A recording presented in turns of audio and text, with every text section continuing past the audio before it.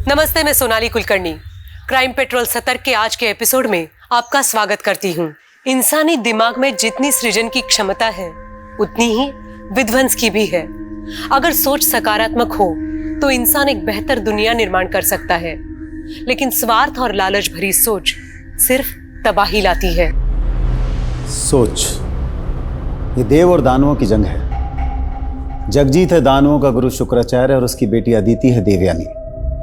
जैसे दानवों को छलने के लिए देवताओं ने देवयानी को छला था, इसी तरह तुझे अदिति से शादी करनी, उसके बाद उसकी सारी संपदा मेरी हो जाएगी। बस कीजिए पापा, आप लालच के इस खेल में अपने बेटे को मोहरा बना रहे हैं। मोहरा नहीं, प्यादा है तू।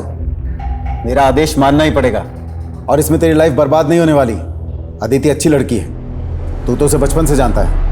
लेकिन दिव्या दीदी मुझसे बड़ी है ना, आपको उनकी शादी करानी चाहिए और आप मेरी शादी कराने। इनको मेरी फिक्र कहाँ है? इनको तो बस अपने खेल की बिसात बिछानी है। बस, कल लड़की वाले आ रहे हैं, समझाओ अपने बेटे को। और मैं ये शादी नहीं करूंगा, सुन रहे हैं आप?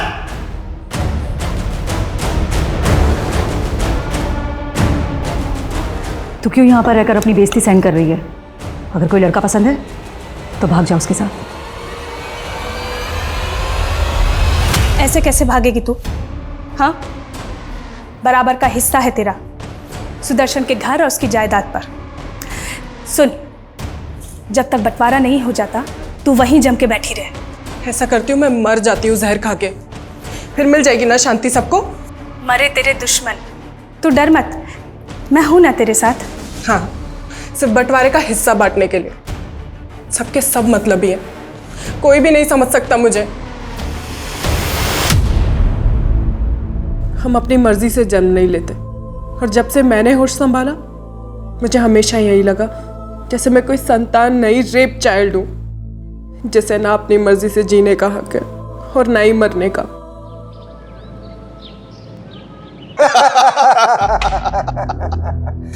भाई, हक की लड़ाई लड़ते लड़ते दुश्मन से अब समधी बन रहे हैं, और मैं सिर्फ मेरी बेटी के लिए झुका हूं, वरना वो जमीन तुझे कभी नहीं देता।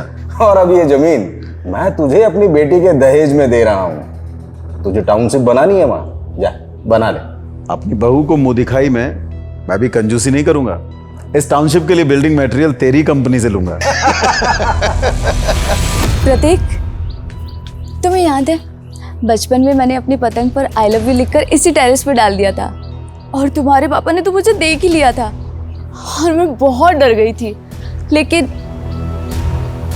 हेलो, मैं ही बोलती रहूंगी, तुम भी बोलोगे। बचपन से तो मैं कह रहा हूँ, तुम कभी सुनती हो मेरी? I am not interested in you. Prateek, ये क्या बोल रहे हो तुम? तुम्हें पता है मैं तुमसे क्यों भागता हूँ? क्योंकि मुझे लड़कियों में इंटरेस्ट नहीं है, मुझे लड़कों में इंटरेस्ट है। I am gay. तुम चाहती हो कि तुम्हें गे से शादी करो? बोलो। पापा, पापा, क्या हुआ बेटा? पापा, प्रतीक ने मुझे धोखा दिया है। पापा, प्रतीक ये क्या बोल रही हो अदिति? पापा वो सच बोल रही है। मैं अदिति की लाइफ बर्बाद नहीं कर सकता हूँ। सुदर्शन, दुश्मनी निकालने के लिए गंदी चाल चल रहा है तू। जगजीत, ऐसी कोई बात नहीं है। अरे तेरे बेटे ने धोखा दिया है मेरी बेटी को। अदिति चल, इनकी तो मैं अब बैंड बजाऊंगा। चल अदिति। जगजीत, जगजीत,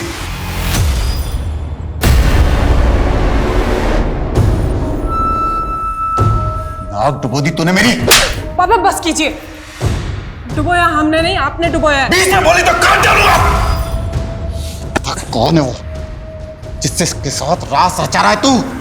आज के आज खत्म कर दूंगा उससे मैं।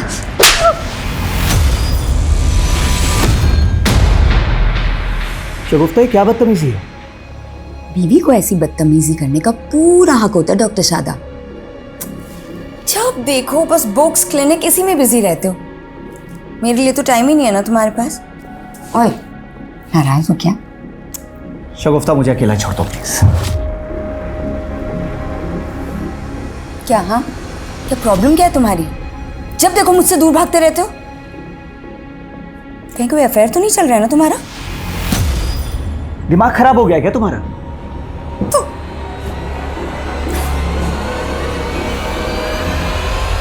पूरे मार्केट में हवा फैला दो। कि सुदर्शन डिस्प्यूट प्रॉपर्टी के सौदे करता है। मुझे सुदर्शन को बर्बाद करना है, सुना तुमने? पापा, मुझे प्रतीक से शादी करनी है। मैं उसके बिना नहीं रह सकती। ये क्या कह रही हो तुम बेटा? तुम अब भी उस लड़के के साथ? पापा, हम उसका इलाज करवाएंगे ना। कई कंट्रीज में ना पापा उसका अभी भी इलाज होता है। और मेरा प्यार तो बेइलाज है ना पापा। मैं प्रतीक को नहीं खो सकती पापा। दीदी, यहाँ हमारे इमोशंस की कोई वैल्यू नहीं है। हम एक काम करते हैं, हम यहाँ से भाग चलते हैं। हम हमारे पेरेंट्स के गुनाहों की सजा भोगने के लिए ही पैदा हुए प्रतीक। हम अपनी किस्मत नहीं बदल सकते। नहीं दीदी, हमें अपनी किस्मत बदलनी है। मुझे ऐसे माँ बाप नहीं चाहिए।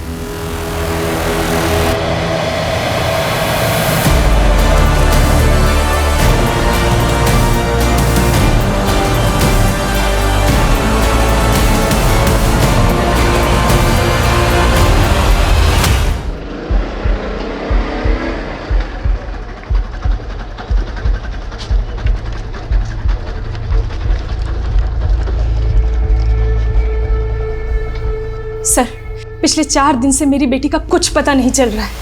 ये उसकी फोटो, ये है मेरी बेटी दिव्या। आपकी बेटी 4 दिन से गायब है और आप अब आ रही हैं। सर, दरअसल मैं हापुड़ में रहती हूँ और मेरी बेटी यहाँ फरीदाबाद में मेरे हस्बैंड और उसके परिवार के साथ रहती है। आपके हस्बैंड और उसके परिवार के साथ मतलब? दरअसल कुछ साल पहले मैं अपने पति से अलग हो गई थी, फिर उन्होंने दूसरी शादी कर ली। उनका एक बेटा भी है और मेरी बेटी उन्हीं के साथ रहती है। आपने अपने पति से मालूम करने की कोशिश की? मैंने कोशिश की थी, लेकिन उनका फ़ोन बंद आ रहा है। मैं उनके घर भी गई थी, लेकिन वहाँ पे ताला लगा हुआ है।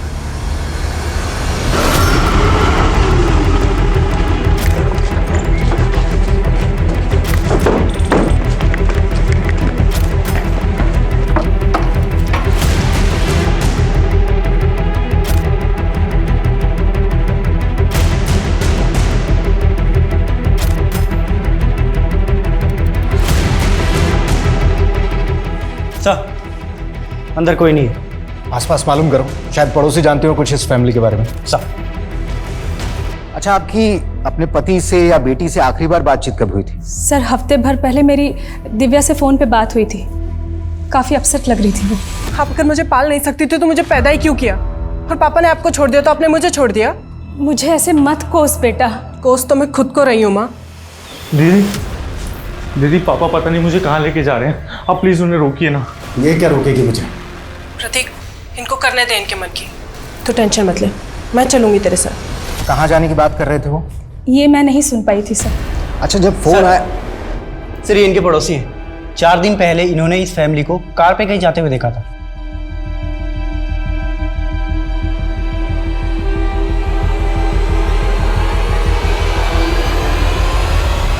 अच्छा, इस फैमिली के पास जो कार्स थी, आप उसके नंबर जानती हैं? नहीं सर, नंबर तो नहीं मालूम, लेकिन हाँ, मेरे पति के पास 2 कार है, एक उनकी और एक उनके बेटे की। आतुर, सुदर्शन और उसके बेटे की कार का नंबर मालूम करो और साथ ही फैमिली के सारे मेंबर्स के CDR निकालो। मालूम करो कि इनके फोन कब और कहां बंद हुए थे।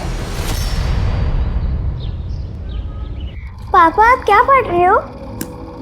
आपको क्यों जानना है कि पापा क्या पढ़ रहे हैं? आप मुझे ये बताओ कि क्या आपने अलादीन की कहानी पढ़ी है? अलादीन? हाँ, अरे तुम्हारी दादी मुझे सुनाया करती थी। एक अलादीन था, उसका जादुई चिराग था, चिराग को घिसो प्रकट हो गया जी। जो हुक्म मेरे आका। वैसे रूही, पता है, मैं सच में चाहती हूँ कि तुम्हारे पापा को एक जिन मिल जाए जो इनकी तबीयत ठीक कर सके। मम्मी, पापा तो डॉक्टर है और डॉक्टर लोग कभी बीमार नहीं होते। बिल्कुल सही बेटा, आप जाके बाहर खेलो। हाँ ठीक है पापा। कुछ सोच के तो बोला करो बच्ची के सामने, कुछ भी बोल रही। मैं तो सिर्फ मजाक कर रही थी। वैसे वाकई में तुम्हारी तबीयत तो खराब नहीं है? तुमसे ना बात करना ही बेकार है। आज रात को घर आओगे या फिर पूरी रात अपनी किसी फीमेल पेशेंट के साथ मसरूफ रहोगे?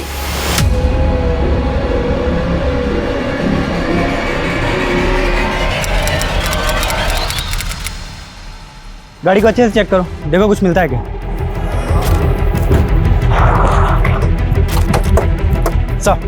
सर, इसी एरिया में पूरी फैमिली के फोन्स बंद हुए थे। हमने आसपास चेक किया तो हमें सुदर्शन की कार मिली। सर गाड़ी में सुदर्शन और दीपिका दोनों की बॉडीज हैं सर दोनों की बॉडी पे गहने भी इंटैक्ट है, पर्स और मोबाइल भी एज इट इज है सर। मर्डर का मोटिव लूट नहीं लग रहा है।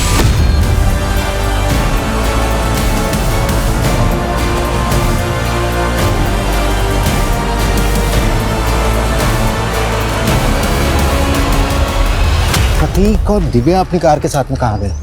वो भी तो एक दूसरी कार से इन लोगों के साथ ही निकले थे। सर हमने पूरा एरिया अच्छे से स्कैन किया है, लेकिन हमें कहीं भी दूसरी कार नहीं मिली। तुमने कहा था कि सारे फैमिली मेंबर्स के फोन इस इलाके में आकर बंद हो गए। जी सर। अरे ये प्रतीक और दिव्या अपनी कार के साथ में गए कहाँ? ए, क्या कर रहे हैं? चलूट, मर जाएगी ये। सर ये सब कैसे हो गया? कैसे? सुदर्शन, दीपिका, दिव्या, प्रतीक सबके फोन मुंगेर रोड पर बंद हुए। उस तरफ कहाँ जा रहे थे लोग? सर मुझे कुछ नहीं पता। लेकिन एक बात बताइए कि आपकी बेटी दिव्या और प्रतीक का सुदर्शन और दीपिका के साथ में रिश्ता कैसा था? सर सब कुछ ठीक ही था। मुझे सिर्फ इतना मालूम है कि प्रतीक की शादी करने वाले थे सुदर्शन, लेकिन प्रतीक उस रिश्ते से खुश नहीं था। किससे होने वाला था रिश्ता? सुदर्शन के एक पुराने दोस्त हैं जगजीत, उन्हीं की बेटी से प्रतीक के रिश्ते की बात चल रही थी। सिर्फ 15,000? तुम्हारा इंटरेस्ट तो 20,000 रुपए महीना है ना, और इस बार तुम मुझे 2 बार का इंटरेस्ट चुकाने वाले थे। डॉक्टर साहब इस बार हाथ थोड़ा तंग है तो मुझे कोई फालतू बहाना नहीं सुनना है, और अगर इंटरेस्ट नहीं चुका सकते तो जो 10 लाख रुपए मुझसे उधार लिया है ना पूरा लौटा दो। अरे डॉक्टर साहब 10 लाख रुपए तो मैं 1 साल के पहले नहीं चुका सकता, पर नेक्स्ट मंथ से आपको ब्याज टाइम पर मिल जाएगा प्लीज। अगर नहीं मिला ना तो मुझे उंगली टेढ़ी करनी आती है। डॉक्टर साहब मेरी बेटी की अचानक तबीयत बिगड़ गई है, मेहरबानी करके आप घर चलिए। अरे गोविंद, तुम्हारी बेटी की तबीयत खराब है तो उसे अस्पताल लेके जाओ, मैं घर पे विजिट नहीं करता हूँ। डॉक्टर साहब अस्पताल के माहौल से मेरी बेटी को डर लगता है। ठीक है।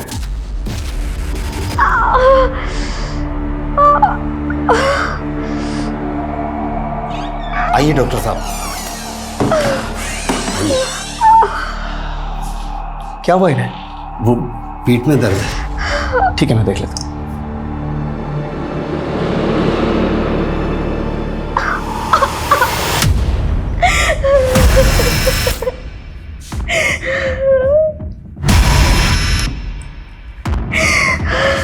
जरा सुनिए, सच सच बताइए क्या हुआ आपकी बेटी के साथ?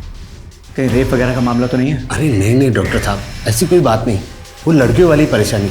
आप चेक तो कीजिए। देखिए हमें भी बहुत दुख है उस परिवार की मौत का, लेकिन आप सारी फैमिली की लाश नहीं मिली है अभी। दिव्या और प्रतीक गायब है। आपको क्या लगता है कहाँ हो सकते हो? जी हमें क्या मालूम, लेकिन हमें अच्छी तरीके से मालूम है आपकी और सुदर्शन की दोस्ती के बारे में। हमेशा से दुश्मन रहे हैं आप, और इस बार तो समधी बनकर भी समधी बन नहीं पाए। 36 का आंकड़ा 36 का ही रहा। आंकड़ा तो अपने बेटे से भी बिगड़ा हुआ था सुदर्शन का। उसकी पहली पत्नी की बेटी दिव्या, वो सिर्फ संपत्ति के खातिर अपने बाप के पास रहती थी। आपके लालच के बारे में भी पता चला है हमें। सुदर्शन के ना रहने से उसके बिजनेस के सारे क्लाइंट्स आपके हो जाएंगे, राइट? देखिए आप अपना खामाखा वक्त बर्बाद कर रहे हैं। हमारे वक्त की चिंता आप मत कीजिए, हमें आपकी बेटी से भी कुछ बातचीत करनी है। जी। तुम तो बचपन से ही प्रतीक को प्यार करती थी ना? जी, आई लव्ड हिम। और उसने आपसे शादी करने से इनकार कर दिया।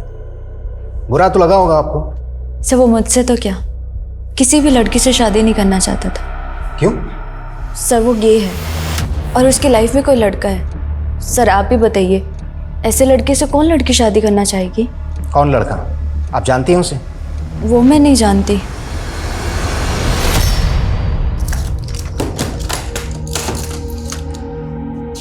ये दवाई दे देना, दिन में 2 बार खाने के बाद, 1 हफ्ता आराम करने दो। डॉक्टर साहब आपकी बड़ी मेहरबानी जो आपने मेरी बेटी को देखा। आपकी फीस? अरे फीस की कोई ज़रूरत नहीं। अरे नहीं नहीं डॉक्टर साहब, आपको खाली हाथ कैसे जाने दे सकता हूँ। पैसे तो है नहीं मेरे पास, लेकिन आप ये रख लीजिए। नहीं नहीं, ये मैं नहीं ले सकता।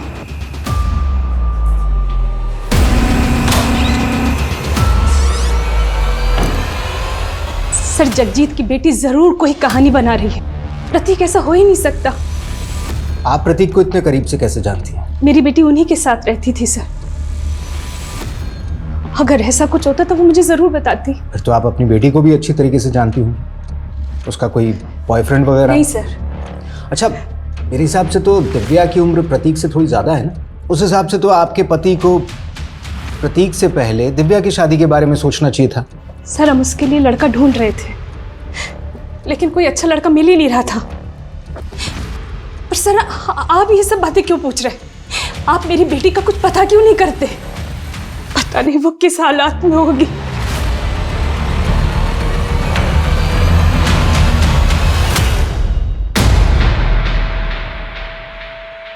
शगुफ्ता,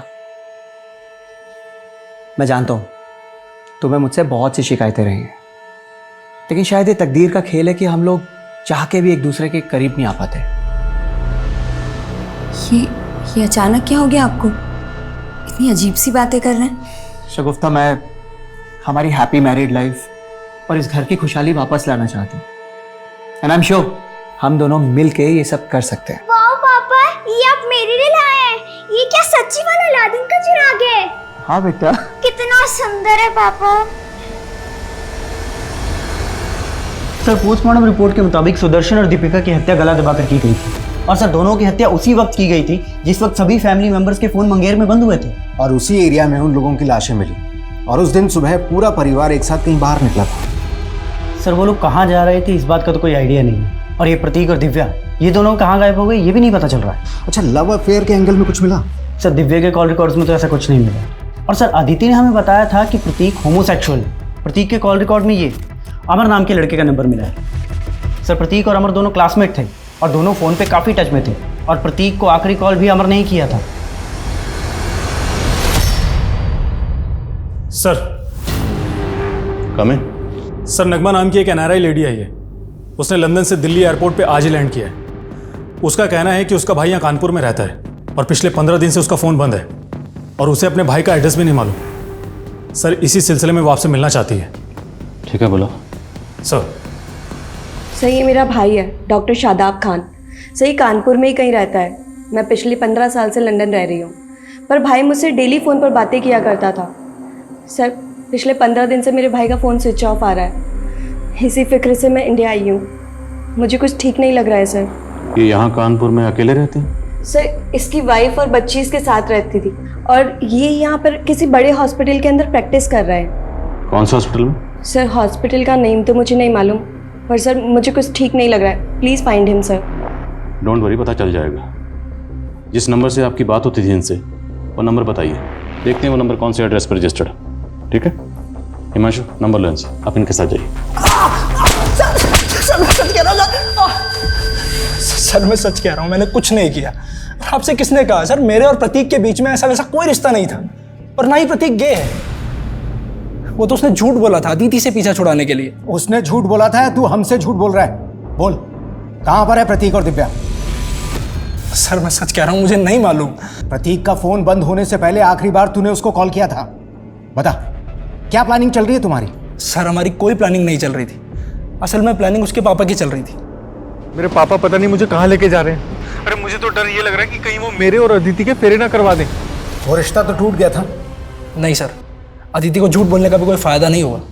वो बावजूद उसके प्रतीक से शादी करना चाहती थी। तो लड़की पागल थी सर प्रतीक के लिए, और प्रतीक के पापा उनको फायदे के सिवा और कुछ नहीं दिखता था। और अदिति के पापा, वो अदिति की खुशी के लिए कुछ भी कर सकते हैं। अदिति, कहाँ जा रही हो तुम? पापा वो मैं कहीं जाने की जरूरत नहीं है। कुछ दिनों के लिए घर के भीतर रहो। चलो अंदर।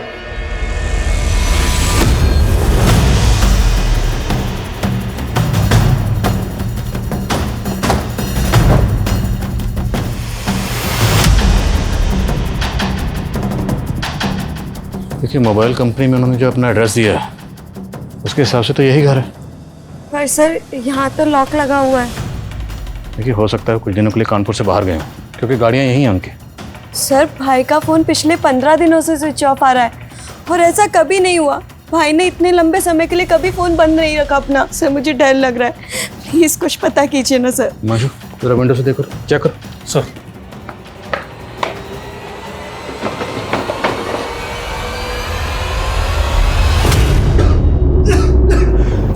सर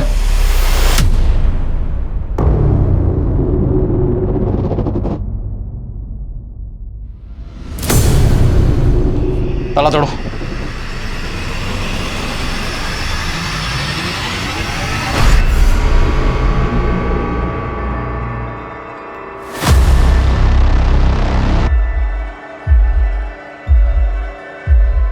सर बॉडीज डिकम्पोज हो चुकी हैं, इनके डीएनए की प्रोफाइलिंग करनी पड़ेगी।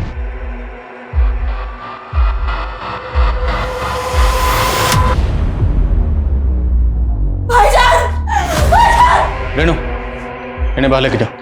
आप बाहर जाइए। तीनों में किसी की बॉडी पर किसी भी तरह की एक्सटर्नल इंजरीज के मार्क्स नहीं, लेकिन तीनों के मुंह से झाग निकल रहे जो सूख चुके हैं। तो शायद जहर। फोरेंसिक को बुलाओ और घर में जितने भी टेक्निकल एविडेंसेस हैं सब कलेक्ट करो, क्विक।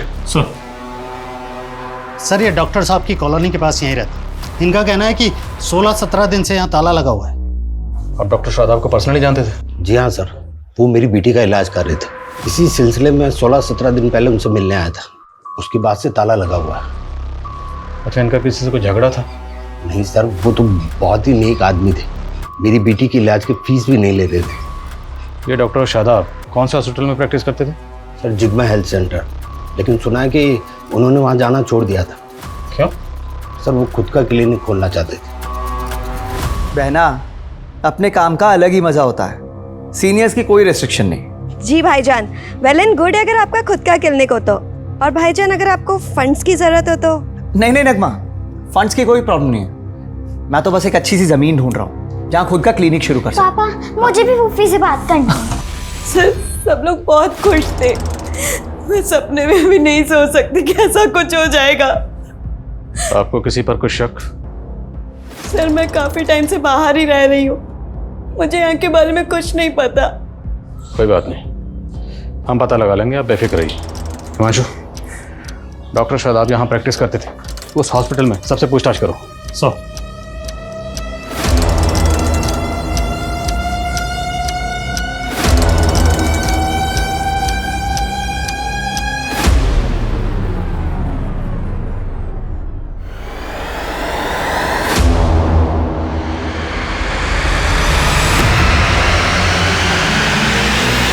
सर डॉक्टर शादाब के घर के बाहर जो कार खड़ी थी उनमें से एक कार शादाब के नाम पर है और दूसरी कार ये नीरज सिंह के नाम पर रजिस्टर्ड है।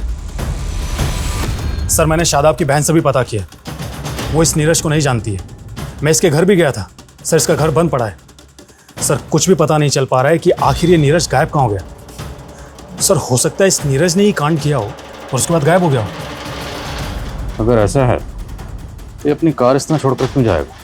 सर दरअसल इसकी कार स्टार्ट ही नहीं हो रही है। हो सकता है किसी वजह से इसकी कार खराब हो गई हो, जिसकी वजह से ये साथ में नहीं ले जा पाया। पता करो नीरज सिंह इस वक्त कहाँ है। सर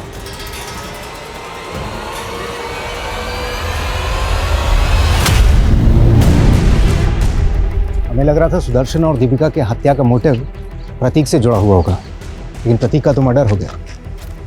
तो क्या केस का एंगल दिव्या के गायब होने से जुड़ा हुआ है?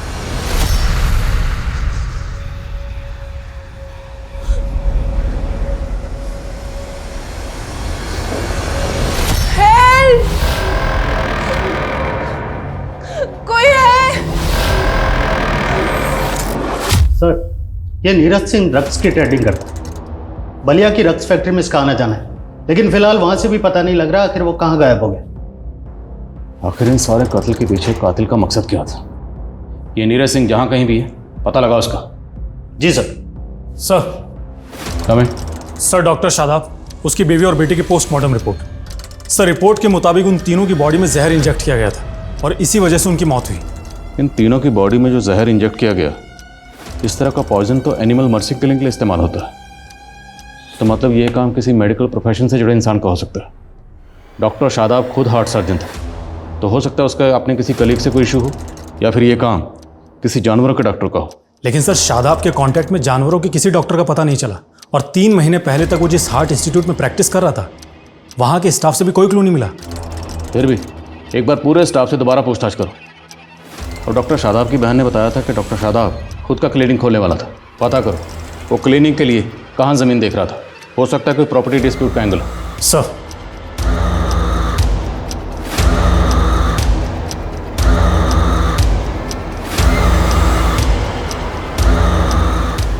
हेलो दिव्या, कहाँ है तू? हाँ हाँ ठीक, ओके सर भेजो मुझे। सर शादाब ने कोई ज़मीन खरीदी थी, उसकी तो कोई डिटेल नहीं मिली है, लेकिन उसके घर से एक एमओयू मिला है। सर 2 महीने पहले शादाब ने उन्नाव में अपनी एक पुश्तैनी ज़मीन बेची थी। डील करीब 6 करोड़ में हुई थी। 6 करोड़? हाँ सर। आपने बताया कि आपका भाई शादाब खुद का क्लिनिक खोलने के लिए कोई ज़मीन खरीदने वाला था, पर हमें पता चला कि आपके भाई ने 2 महीने पहले आपकी पुश्तैनी ज़मीन बेची 6 करोड़ में। अब पुश्तैनी ज़मीन थी तो जाहिर सी बात है उस ज़मीन पर मालिकाना हक तो आपका भी था, तो आपको उस डील के बारे में कुछ ना कुछ तो पता होगा, और उस 6 करोड़ में से कुछ ना कुछ आपको भी मिला होगा। नो सर, इनफैक्ट हम लोग काफ़ी टाइम से ट्राई कर रहे थे वो प्रॉपर्टी सेल करने की, पर भाई ने कहा कि वो प्रॉपर्टी सेल हो ही नहीं रही है। नगमा, इन दिनों प्रॉपर्टी रेट्स तो बहुत डाउन चल रहे हैं। 4 CR से ऊपर कोई प्राइस बोल ही नहीं रहा। आप लक्ष्मण चौधरी को जानती हैं? कौन लक्ष्मण चौधरी? लक्ष्मण चौधरी ने ही आपके भाई से 6 करोड़ में आपकी पुश्तैनी ज़मीन खरीदी। No sir, sir I think ज़रूर मेरे भाई के साथ कोई फ्रॉड हुआ है। सर मेरा यकीन कीजिए, मुझे दिव्या के नंबर से कॉल ज़रूर आया था, लेकिन वो कॉल दिव्या ने नहीं किया था। अच्छा, अब आप बोलेंगी किसी ने आपकी बेटी के नाम पर फिरौती मांगी आपसे? नहीं सर, दूसरी तरफ से कोई आवाज़ ही नहीं आ रही थी। हेलो बेटा, कहाँ है तू? हेलो। दिव्या का फोन करनाल में ऑन हुआ था। अब सच सच बताइए, कहाँ छुपा रखा है अपनी बेटी को करनाल में? यहाँ मैं अपनी बेटी के लिए परेशान हो रहा हूँ। बस, बहुत ड्रामा हो गया आपका। आपकी और आपकी बेटी की नजर थी सुदर्शन के घर जायदाद पर। सुदर्शन, उसकी बीवी, उसका बेटा सब मारे गए, फिर आपकी बेटी कहाँ गायब हो गई? मेरी बेटी किसी मुसीबत में है सर। मुसीबत में अब आप फंसोगी। ऐसी चार्जशीट लगाऊंगा ना, कभी बाहर नहीं निकल पाओगी। बताओ कहाँ पर है दिव्या? आप मुझ पर जुल्म कर रहे हैं सर। ऐसे सच नहीं उगलोगी तुम। पूजा,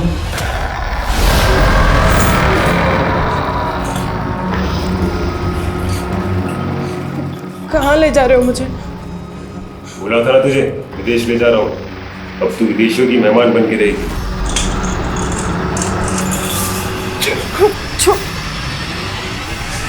ये देखिए साहब, पेमेंट करते वक्त पूरा वीडियो रिकॉर्ड किया है मैंने।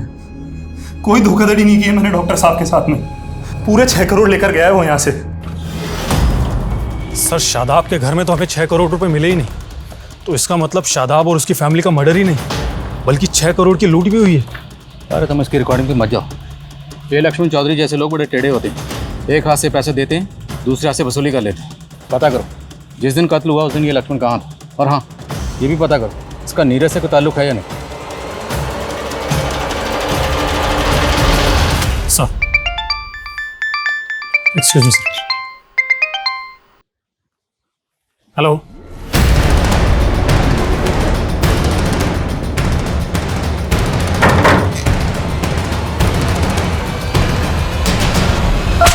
मैंने कुछ नहीं किया, मैंने कुछ नहीं किया सर। मैंने कुछ नहीं किया सर। मैं लक्ष्मण चौधरी को नहीं जानता, और ना ही डॉक्टर शादाब और उनकी फैमिली के साथ में मैंने कुछ किया है सर। तूने कुछ नहीं किया तो तू अपनी गाड़ी डॉक्टर शादाब के घर पर छोड़कर भागा क्यों था?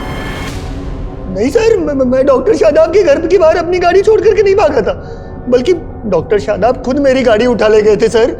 क्यों? सर मैंने डॉक्टर शादाब से 10 लाख रुपए उधार लिए थे, और मैं उनको ब्याज भी टाइम पर नहीं दे पा रहा था। डॉक्टर साहब प्लीज, आप मेरी कार ऐसे नहीं ले जा सकते। 1 मिनट, पूरे 10 लाख रुपए बकाया तुम पे मेरे, इंटरेस्ट अलग से। अभी तो सिर्फ गाड़ी लेके जा रहा हूँ, अगर मेरे पैसे नहीं चुकाए ना तो मैं भी बेच सकता हूँ मैं। डॉक्टर साहब, फिर सर मैंने उनके मर्डर के बारे में सुना सर, मैं घबरा गया, इसीलिए फरार हो गया। पर सर मैंने कुछ नहीं किया। रुक रुक रुक, डॉक्टर शादाब ने 10 लाख रुपए तुझे उधार दिए थे या ब्याज पे दिए थे? सर ब्याज पर दिए थे सर। डॉक्टर शादाब और ब्याज? अच्छा, अगर तुझे ब्याज पर पैसे दिए थे तो डॉक्टर शादाब बाकी लोगों को भी ब्याज पर पैसे देता होगा? हाँ सर, देता होगा। तुम ऐसे किसी और शख्स को जानते हो जिसे डॉक्टर शादाब ने ब्याज पर पैसे उधार दिए थे? नहीं सर, ऐसे तो किसी शख्स को नहीं जानता, पर डॉक्टर शादाब पर ऊपर वाले की बड़ी मेहर थी। पता नहीं वो किसकी इबादत करते थे, क्या इबादत करते थे, पर उनकी तिजोरी हमेशा नोटों से भरी रहती थी सर। इबादत? जी सर। कैसी इबादत? सर ये तो मुझे नहीं पता, पर एक बार मैं डॉक्टर शादाब के घर ब्याज के पैसे देने गया था, तब उनकी फैमिली अजीब सी हरकतें कर रही थी, तभी मैंने देखा था। मुझे अजीब सा लगा सर। अक्कड़ बक्कड़ तौबा रहम रुस्तम रुस्तम बिल्बिल कम अक्कड़ बक्कड़ तौबा। मुझे देखते ही डॉक्टर शादाब ने उस चिराग को कपड़े से ढक दिया। पता नहीं उन्होंने ऐसा क्यों किया। ये चिराग एग्जैक्टली डेड बॉडीज के पास रखा हुआ था। कहीं ऐसा तो नहीं कि फैमिली किसी तिलिस्मी जादू करने वाले बाबा के चंगुल में फंसी हुई थी? लेकिन सर कोई ऐसा बाबा ऐसे जहर के इस्तेमाल से उन्हें क्यों मारेगा जो एनिमल्स की मर्सिंग किलिंग में इस्तेमाल होता है? और फॉरेंसिक को घर में अननोन फिंगर के प्रिंट्स भी नहीं मिले थे, और सिरिंज शादाब के हाथ में मिली थी। सर हो सकता है लूट फरेब की हताशा में फैमिली ने मिलकर सुसाइड किया हो। नहीं मानशो, इस केस की तय में जाए बिना हम इस केस को ऐसे सुसाइड केस नहीं मान सकते। इस केस में कुछ ना कुछ तो ऐसा जरूर है जो हम मिस कर रहे हैं। सर फॉरेंसिक ने डॉक्टर शादाब, उसकी बीवी और उसकी बेटी के डीएनए की प्रोफाइलिंग की तो पता चला है कि सर डॉक्टर शादाब और उसकी बेटी का डीएनए मैच नहीं करता। व्हाट? मतलब रूही डॉक्टर शादाब की अपनी बेटी नहीं है? नहीं सर, मैं मान ही नहीं सकती कि रूही शादाब भाई की बेटी नहीं थी। पर डीएनए रिपोर्ट तो यही कहती है। अब डीएनए रिपोर्ट तो झूठ नहीं बोल सकती। देखिए, हम इस केस की तहकीकात कर रहे हैं, और जब हम तहकीकात करते हैं तो हम हर एंगल टटोलते हैं। तो मुमकिन है कि आपकी भाभी शगुफ्ता का कोई पास्ट रहा, कोई माजी रहा। और नहीं सर, ऐसा नहीं हो सकता। ऐसा भी तो हो सकता है ना कि शादाब भाई ही बाप ना बन सकते हो, इसी वजह से शगुफ्ता भाभी आईवीएफ के थ्रू प्रेग्नेंट हुई हो। आजकल तो ये सब कॉमन है सर। पर उनके घर से जो हमें चीज़ें मिली हैं उन्हें जानकर आपको भी ताज्जुब होगा। आपके भाई शायद किसी अजीब किस्म की इबादत में मुब्तला थे, क्योंकि उनके घर से हमें एंशिएंट रिलीजियस बुक्स मिली। इनफैक्ट उनके घर से हमें ये चिराग भी मिला। चिराग? अक्कड़ बक्कड़ तौबा रहम रुस्तम रुस्तम बिल्बिल का। अब ये सब चीज़ें देख के तो नहीं लगता कि आपका भाई या आपकी भाभी इतने मॉडर्न ख्याल के थे। उनसे कहो इतना वक्त नहीं है, रिपोर्ट जल्दी चाहिए। सर जहांगीरपुरी पुलिस से 2 साल पुराने केस का पता चला है, जिसमें एक फैमिली की मौत उसी एनिमल मर्सी किलिंग वाली जहर से हुई थी जिससे शादाब की फैमिली की मौत हुई। सर इसका नाम सचिन है और ये उसकी बेटी जो मारे गए थे। इन दोनों को किसने मारा? सर क्लोजर रिपोर्ट में इसे सुसाइड केस माना गया था। सचिन की बेटी को कैंसर था, लास्ट स्टेज पर थी, और जहांगीर पुलिस की ये थ्योरी थी कि सचिन ने इसी हताशा में अपनी बेटी के साथ आत्महत्या कर ली। भले ही जहांगीर पुलिस की ये थ्योरी है कि एक सुसाइड केस है, पर सवाल ये है कि सचिन के पास ये जहर कहाँ से आया होगा? सचिन करता क्या था? सर ये एक सॉफ्टवेयर इंजीनियर था, लेकिन इसका मेडिकल फील्ड से दूर दूर तक कोई लेना देना नहीं था। एक बात और सर, सचिन की मौत से पहले सचिन के घर के बाहर एक लड़की को देखा गया था, उसका स्केच भी बना था। सर ये रहा वो स्केच। सर आज तक इस लड़की की पहचान नहीं हो पाई है। सर कुछ समझ में नहीं आ रहा है कि आखिर ये लड़की है कौन। एक अजीब बात और सर, सचिन और उसकी बेटी की लाश के पास में एक खाली पिंजरा भी मिला था। सर ये क्राइम सीन की फोटो।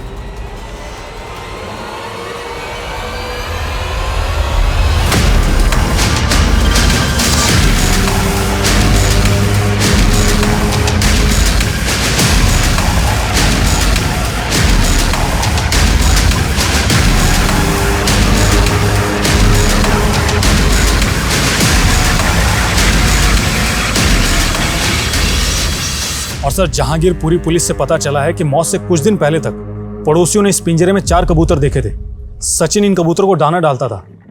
मौत के बाद से ये कबूतर गायब थे। देखो फिलहाल तो ये कहना मुश्किल है कि इन दोनों केसेस का आपस में कोई ताल्लुक है या नहीं, पर दोनों ही केसेस में बहुत कुछ कॉमन है। दोनों ही केसेस में फैमिली मेम्बर्स मारे जाते हैं और दोनों ही फैमिलीज़ की मौत सेम जहर से होती है। और एक फैमिली के पास पिंजरा मिलता है तो दूसरी फैमिली के पास चिराग। क्या दोनों केसेस आपस में कनेक्ट हैं? पता करो। क्या हाल फिलहाल में इस तरह के कुछ और भी केसेस हुए? और ये स्केच वाली लड़की, ये भी पता करो क्या है लड़की डॉक्टर शादाब के घर के पास भी देखी गई? सर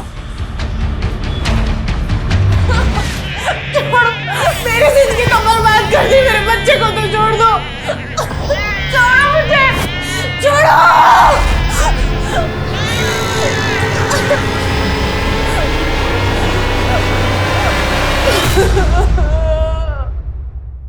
इस लड़की को जानते हो? हाँ सर, ये लड़की पहले इसी मोहल्ले में रहा करती थी अपने पिता के साथ। और सर डॉक्टर शादाब के घर इसके पिता का आना जाना भी था। अच्छा, कहाँ रहते थे ये दोनों?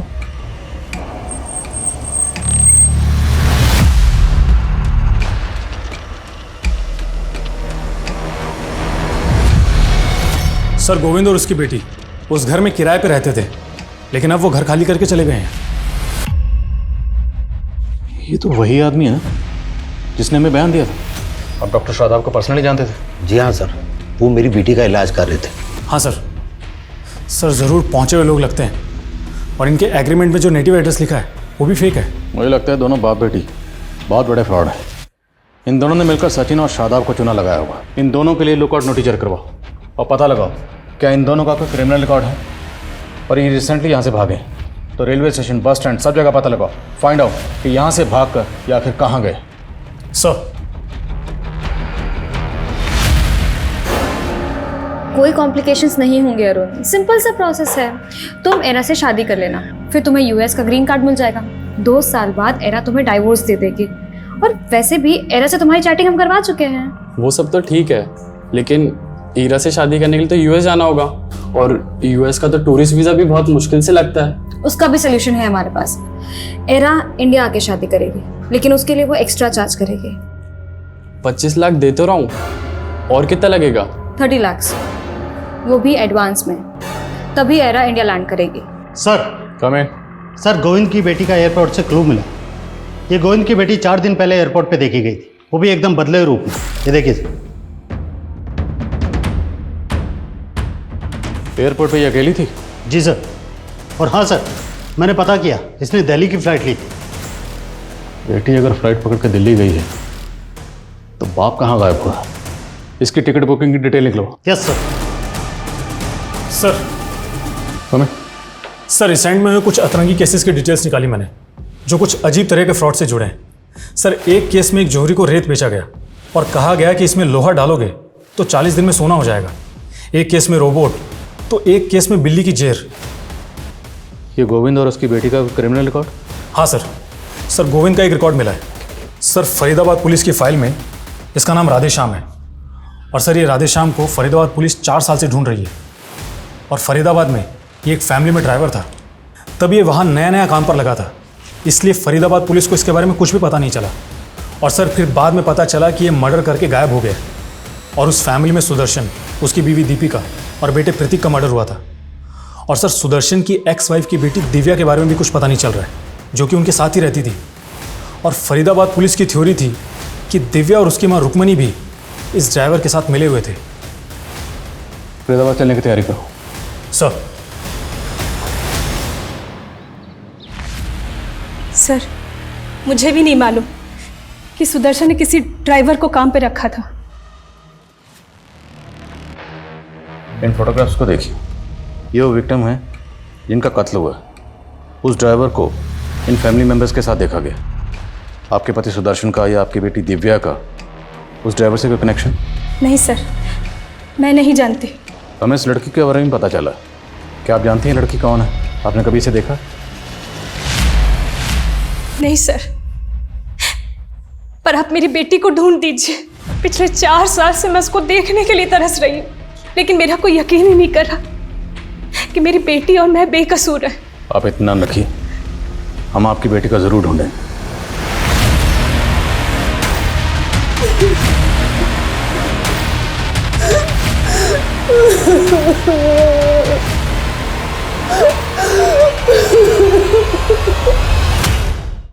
सर ये गोविंद की बेटी का टिकट किसी अरुण नाम के आदमी के क्रेडिट कार्ड से बुक हुआ।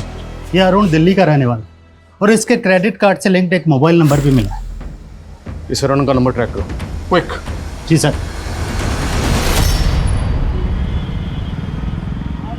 ये लो तुम्हारे 30 लाख रुपए। और परसों की परसों शादी करके मुझे यूएस निकलना है ईरा के साथ। डोंट वरी, एरा कल शाम तक आ जाएगी इंडिया। सोच लो कि तुम्हें ग्रीन कार्ड मिल गया यूएस का।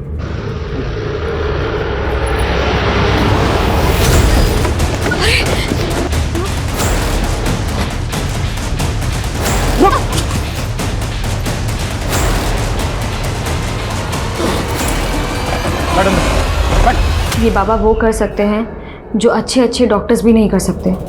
तेरी बेटी पर मौत का बुरा साया मंडरा रहा है और उसके लिए तुझे 4 अनोखे कबूतर खरीदने होंगे। उन कबूतरों में तेरी बेटी का बुरा साया आ जाएगा। फिर उन कबूतरों को उड़ा देना। अगर मौत के पिंजरे से बचना चाहता है तो उन कबूतरों को उड़ाना होगा। फिर हमने सचिन को 7 लाख रुपए में कबूतर बेच दिए और बोला कि ये अनोखे कबूतर है। फिर झूठा कर्मकांड करके उसी से वो कबूतर उड़वा दिए, लेकिन उसकी बच्ची पर कोई असर ही नहीं हुआ। हम लोग वहां से भागने वाले थे तभी उसने हमने को देख लिया और बोला कि हमें अंदर करवा देगा। हमने उसे और एक झांसा दिया, कहा कि अगर उस पिंजरे में फिर से टोटका करेंगे तो उसकी बेटी बच जाएगी। वो मान गया। हम उसके घर पहुंच गए और दोनों बाप बेटी को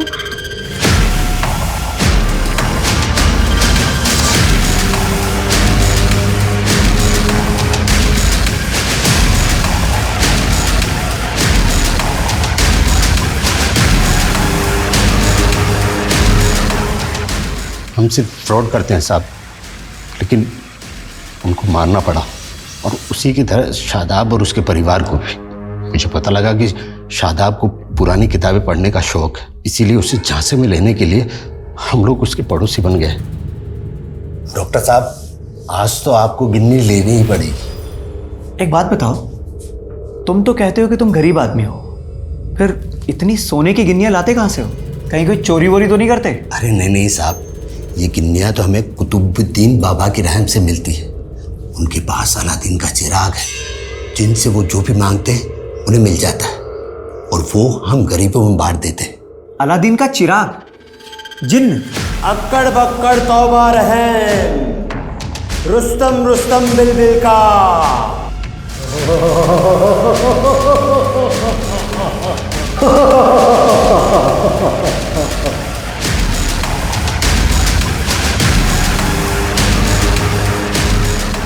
हमने सिर्फ ड्रामा रचा था, लेकिन शादाब ने सच मान लिया और वो बोला कि चिराग उसे चाहिए। फिर हम लोगों ने उसे 6 करोड़ में वो चिराग दे दिया, लेकिन सर उसका चिराग से जल्दी मोह भंग हो गया। तुमने मुझे चीट किया है। कोई जिन विन नहीं निकलता तुम्हारे चिराग में से। अरे डॉक्टर साहब, अभी 11 दिन ही तो है। 40 दिन की इबादत तो पूरी कीजिए। साहब, उसे किसी तरह शांत किया और हम लोगों ने सोचा कि भाग चलते, लेकिन वो हमारी पोल खोल देता, इसीलिए उसे भी मार दिया। गोविंद! गोविंद नहीं! नहीं!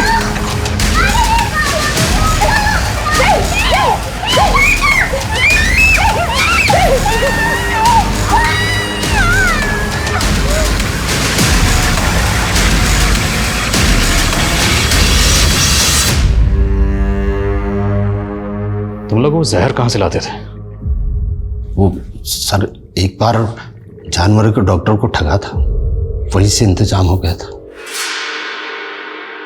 तो 4 साल पहले सुदर्शन और उसकी फैमिली को भी इसी तरह से तुम लोगों ने? नहीं साहब, उस वक्त तो हम लोग कच्चे थे, लेकिन जालसाजी तब भी करते थे। सब मुझे पता लगा कि सुदर्शन का बेटा गे था। मुझे प्रतीक से शादी करनी है। मैं उसके बिना नहीं रह सकती। पापा, हम उसका इलाज करवाएंगे ना। कई कंट्रीज में ना पापा उसका अभी भी इलाज होता है। मैंने इसी चीज का फायदा उठाकर उसे बाबा जी के बारे में बताया। बोला ऐसी पूजा कर देंगे कि आपका बेटा बिल्कुल ठीक हो जाएगा, वो गे नहीं रहेगा।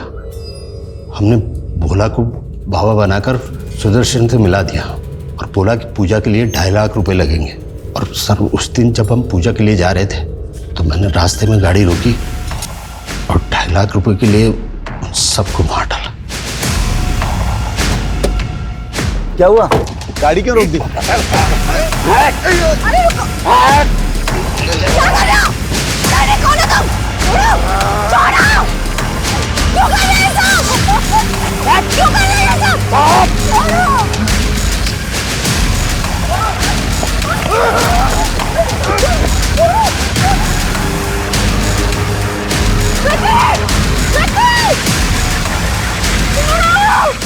सब दिव्या को लेकर हम दोनों के मन में लालच आ गया था। सुदर्शन और दीपिका की लाश एक कार में और प्रतीक की दूसरी कार की डिक्की में डंप की। ऐसा करके हम पुलिस को गुमराह करना चाहते थे। उसके बाद दिव्या के साथ क्या किया? साहब, हमने कुछ दिन तक दिव्या को कैद रखा, फिर अच्छा दाम मिलने पे उसको बेच डाला। दिव्या कहाँ है? बोलो।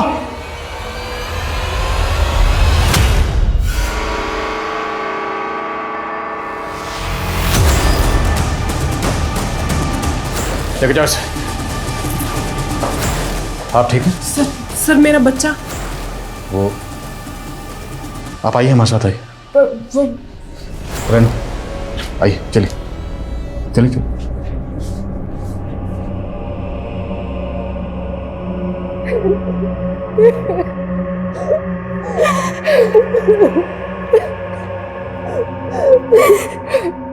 लोभ, लालच वो दलदल है जिसमें एक बार इंसान धंस जाए तो धंसता ही चला जाता है। सोच के हैरानी होती है कि पढ़े लिखे वेल क्वालिफाइड लोग भी किस कदर तिलस्मी ताकत और बिना सर पैर के कर्म कांड पर आंख मूंदकर विश्वास करते हैं।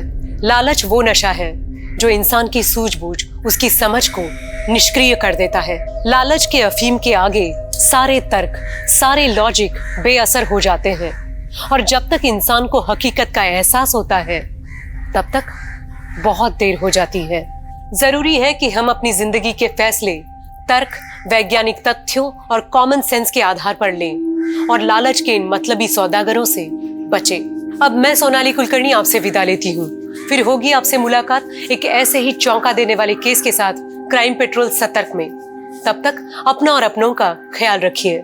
आप जानते हैं हम सब एक मुश्किल दौर से गुजर रहे हैं। कृपया मास्क पहने, समय समय पर हाथ धोते रहे और ऊंची दूरी बनाए रखिए। देखते रहिए क्राइम पेट्रोल सतर्क। जय हिंद।